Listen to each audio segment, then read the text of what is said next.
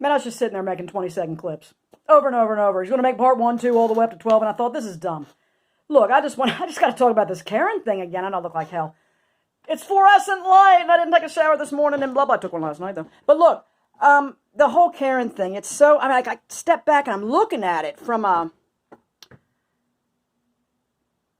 the perspective of a person named Karen, and somebody who's 54, and who's watched the rise and fall of the different attitudes towards men and women since I was born. So like the 70s, we were still it was right at the beginning of women's lib and let's get out there, and which really, my mom actually said it damaged our family, because if she would have not been so malleable and pliable to society, she would have stayed home and raised us, me and my brother, who they adopted.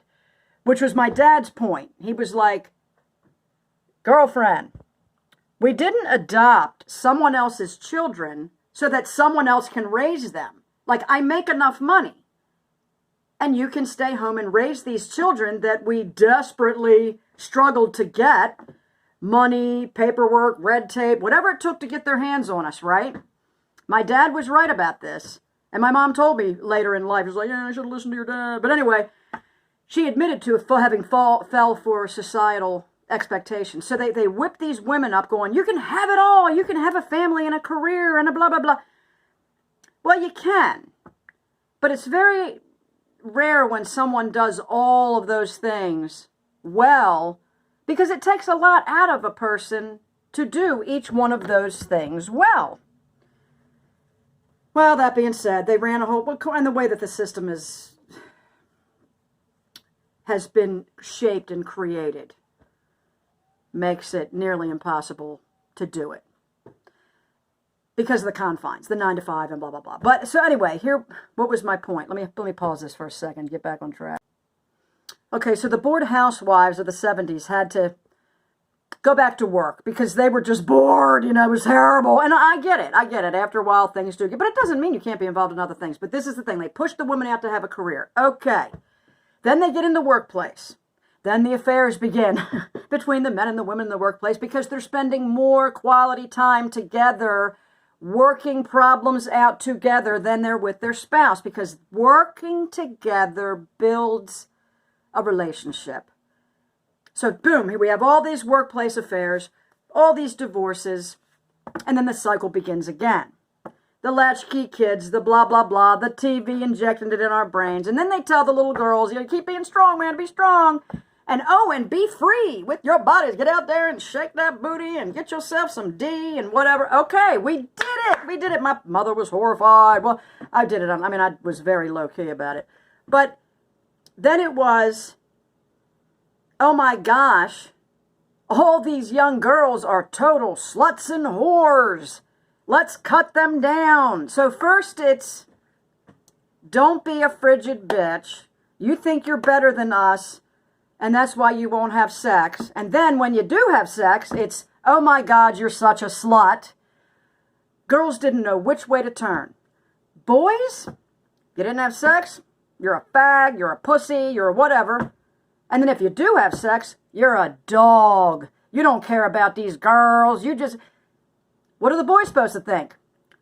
Then they hustle them off to high school, and it's completely ridiculous. Then they hustle them off to college, and then you wonder why they're all sleeping together, doing drugs, blah, blah, blah. They're filling their heads with the curriculum, that they need to know. And they twist it every decade. Then the 80s came. Speak out about your abuse, ladies, and speak out, and you're a strong. Got Oprah on there going, tell your story. Don't you want to be validated? You have to be validated, blah, blah, blah, blah. Then, a couple years after that, they're all lying. All those women were lying. They're just lying bitches, just trying to get men in trouble. And there were a lot lying. This is the problem. Then we feel like we need to be silenced again. Okay, let's be quiet. And it just cycles. It cycles into tell your story, don't tell your story, tell your story, don't tell your story. And then they keep this cycle going and this flip-flopping. And then we all wonder what's wrong with our kids and what's wrong with ourselves. Then it's the workplace sensitivity training. If a guy looks at you like a normal guy, a normal human interactions, people are in the workplace, there's going to be chemistry. There's going to be feelings. You don't have to act on every feeling like, oh my God, I felt a momentary attraction to this person. Let me jump on his dong. That's not how we have to be as a species. I don't really know what the whole point is. I think my point is that the machine is feeding us different, ways to look at it. They give you different color glasses. We'll look at it like this. All attention is sexual harassment. We'll look at it like this. Oh, sex is wonderful. We'll look at it like this. Well, no, it isn't. I mean, it's like, look.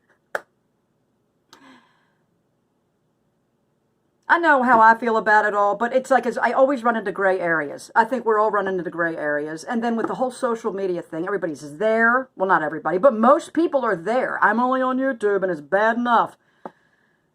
And I'm like, we should have all been concentrating on our own families the entire time, instead of what everybody else around the entire world thinks. And it is wonderful to learn about other cultures and different, but do we have to integrate our cultures into each other and call it one big... Damn, I'm going to get cut off. I got to go.